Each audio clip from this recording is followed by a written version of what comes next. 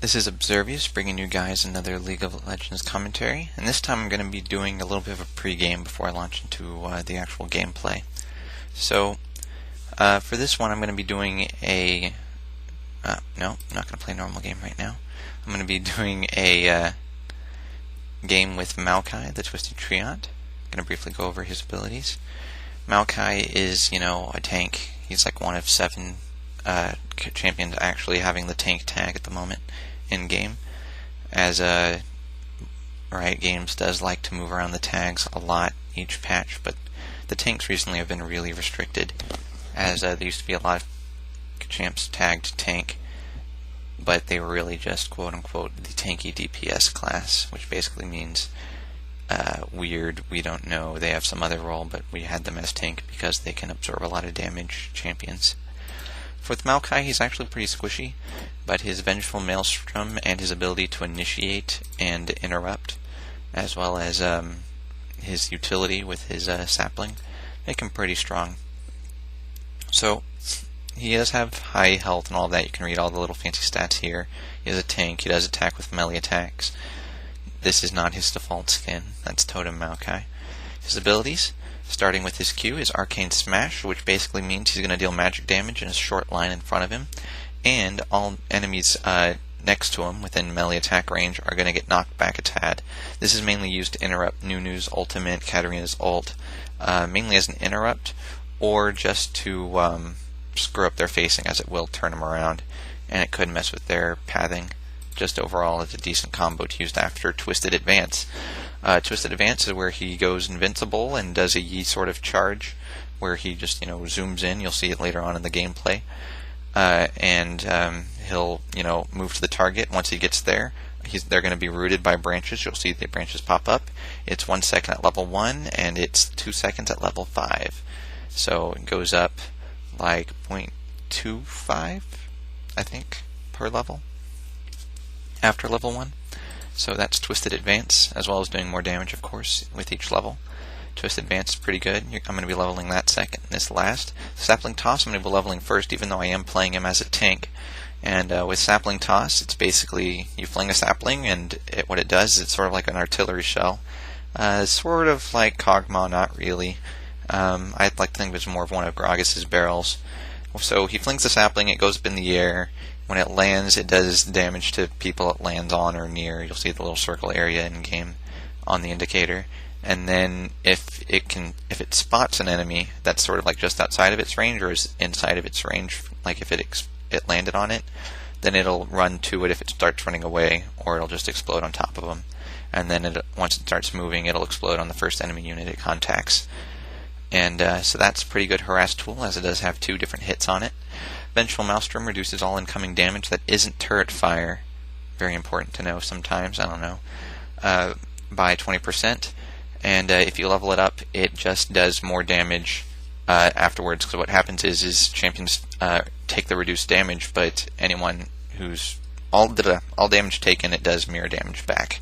So it's sort of like a Thorn Mail for AP and auto attacks. So you can clear a whole bunch of minion waves if you're losing very badly and they're like all attacking your minions spawning out of the Nexus with the super minions and stuff like that. You can try to use your Vengeful Maelstrom that way as a last-ditch effort. Mainly you're going to be throwing this in to try to help save your carries. If they throw down like a Gangplank ultimate or a Nunu ultimate, you can't interrupt it. Or you're about to interrupt it, try to get a Vengeful Maelstrom up in time, because even if it's interrupted, it's still going to do some damage, so you want to reduce their nuke by 20%. That is a rather large cut. Now, it is going to drain your mana over time. You can keep it up as long as you want to. It has a 20-second recharge on when you can next set it up. And so, it will drain your mana a lot. Because of that, you kind of want to go some sort of mana item in the long term, not counting early game. You can see his tips and stuff. He's got a fancy story, how he was created by accident on the Twisted Tree line. He got spawned, and then, he killed all 6 champions on the map. Something like that. So, you've seen that. Let's go ahead and go over to runes. Now, these are actually the same as in the Maokai Champion Spotlight. That's just a coincidence. It's what I use on my mages. I finally replaced my dodge runes for the mana people. I replaced them with Avarice Quints, which sounds counterintuitive, but hear me out. As a mana user, mainly from Maokai. I'm going to plan on getting some flat AP quints later for my nukers. You're going to want to harass with your saplings if possible, even though he does have that pusher tag. You're going to want to harass with the sapling damage as much as possible, and then use your saplings to start farming CS at level 7. And if you're in a lane with a buddy, you'll be letting him try to get all the last hits up until then. And even then, you'll only be wiping out half of the minion wave each time. So I go ahead and get magic penetration reds, so that way I'll be better able to do more damage with my sapling early on. And mana regen per level seals, which is going to let me do my sapling pretty much every recharge with a Maokai pendant early game into the mid game. I get flat magic resist glyphs just because spells early game can hurt a lot.